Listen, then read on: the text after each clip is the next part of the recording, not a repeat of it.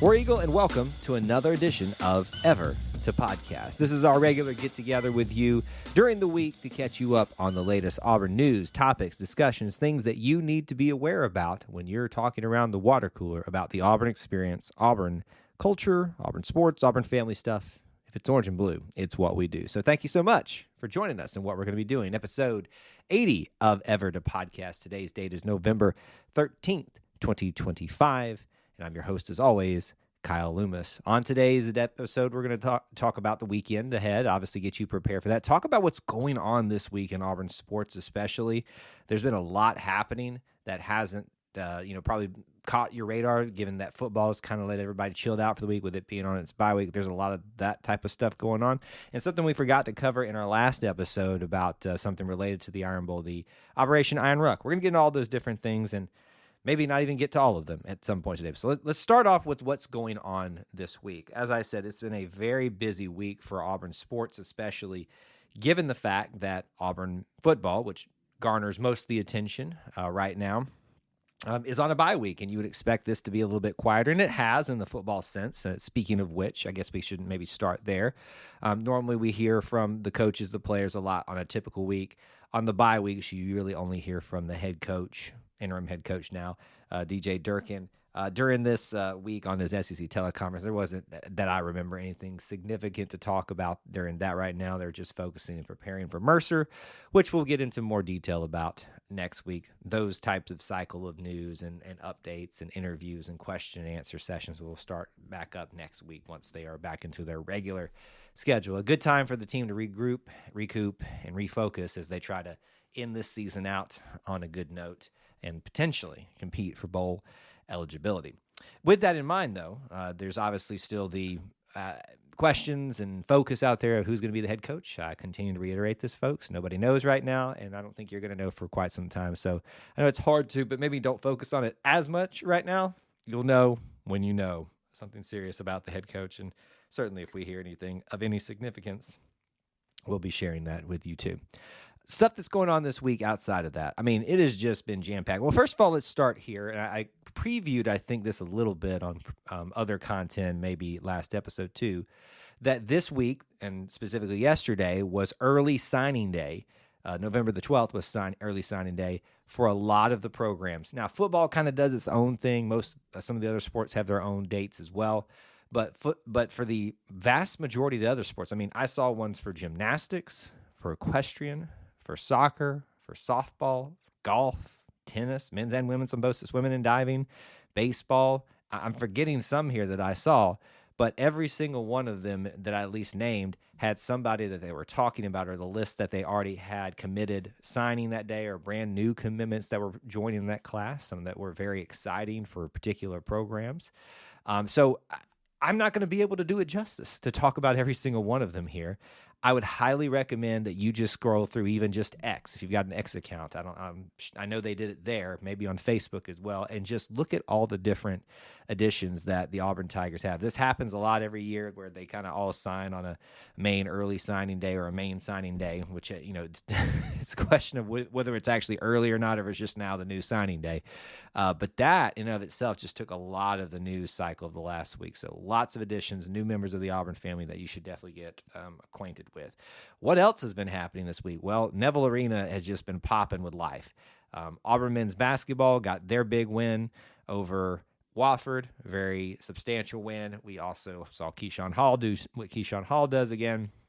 We also got to see Elijah Freeman have a career game leading score, 21 points. Tahad continues to struggle a little bit from the shooting aspect of things, but is doing well in other areas, sharing the ball, defense, things like that. And that's what you got to do even when you're in a shooter slump right now. Some people that are still kind of working their back from injuries, getting ready for a all-important game coming up this Sunday with, which we'll talk about in a second, with Houston in Birmingham. Now, obviously, you've got the men's side of thing. The women also had two games this week in Neville Arena, both victorious. So everybody right now, at this moment, is undefeated in terms of basketball. So enjoy it while it lasts. Certainly, that's going to be a challenge for the men this week, but a great week in Neville Arena from the basketball sense of things. Then you had volleyball last night. And folks, I continue to stress that not enough of you are paying attention to volleyball. Last night was one of those times with why you pay attention, even when it seems like the times are not going well for them in a particular match. Number 4, Texas in town. And then they get down by 2 sets. 3 sets wins it. They come roaring back and win back. They call it the reverse, the reverse clutch win or something. I forget what the term was for it. But basically being down 2 sets, winning 2 sets, and then going to that 5th shortened set to break the tie and win the game or win the match. Auburn nearly did it. Now, Texas at the end kind of built a little bit of a buffer to win the match. But the fact that Auburn came all the way back against number 4 Texas on their home turf, I saw them do this against Kentucky last season, and this shouldn't be a shock that Coach Crouch and his team have been able to put that type of mentality and that type of product out there that they can fight back against the best of them, especially in the SEC. So that was an exciting week. Not a win, obviously, but an exciting thing too. Swimming and diving is still going on right now. Diving specifically here in I live outside of Atlanta, so if you're in the Atlanta area, today, tomorrow, and Saturday, they will be at their aquatic center in Georgia Tech. If you've never been, you should go check it out. Speaking of which, maybe let's do that here since we're just kind of in the middle of talking about what's going on, what's up next, your Auburn weekend, and we'll talk about one final thing here that I think you need to be aware of. The Auburn weekend that you have to look forward to for Auburn sports and Auburn fandom. First up, cross country is starting to wind down. They'll be in South Regional play competition in Huntsville.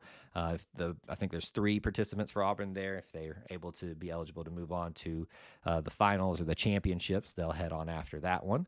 So that'll be Friday. Also, as we already talked about, swimming and diving will be at Friday and Saturday as well. So if you can get there in Atlanta, there's a lot of Auburn people in the Atlanta area.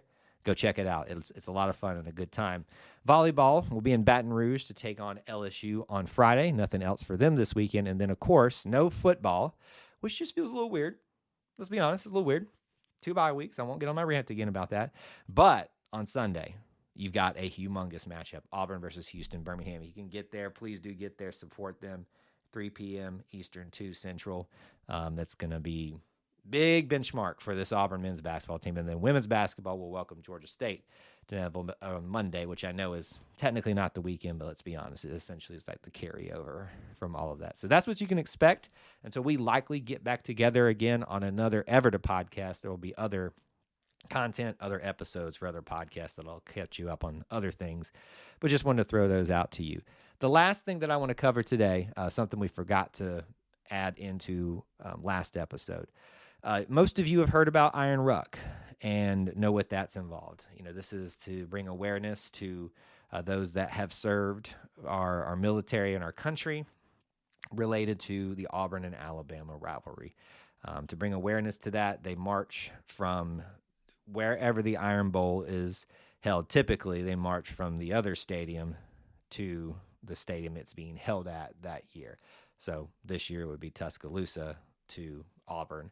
I've seen this a bunch of times. In fact, the last 2 times it's come to Auburn, I forgot about it myself, and then luckily was there on campus early enough and happened to walk right as they were arriving and catch that in full force. So it's a really cool sight. They usually arrive with the quote-unquote game ball in the morning.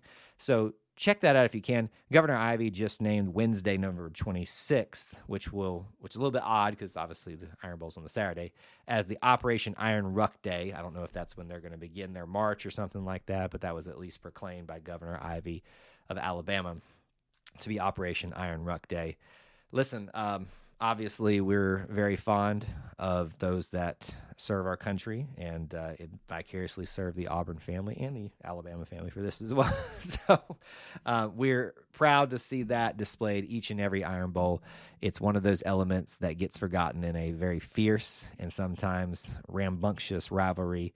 It's a great way for us to come together and all agree on something, whether you are wearing crimson or the beautiful orange and blue. So there you go, the Iron Ruck happening again this year.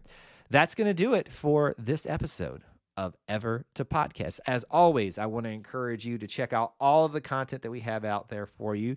One specific thing that I'd like for you to be aware of is your next available live stream for us. It'll be this Sunday, right after the basketball game. As soon as it's done, we will be talking about the stats, the score, the storylines on YouTube. Join us there. We'd love to have you. And, of course, we'll also have the Auburn Experience that night as well. We want to hear from you in the emails. If you want that, e2cnetwork@gmail.com. And direct messages are open for social media. Just let us know what you wanted to talk about, share. We might even do that on this particular show if you reach out to us. With that being said, thank you for spending some time with us today. And I want to remind you of this. The Auburn Creed asks you to do these things: to do justly, love mercy, and walk humbly with God. We ask you to do the same. War Eagle.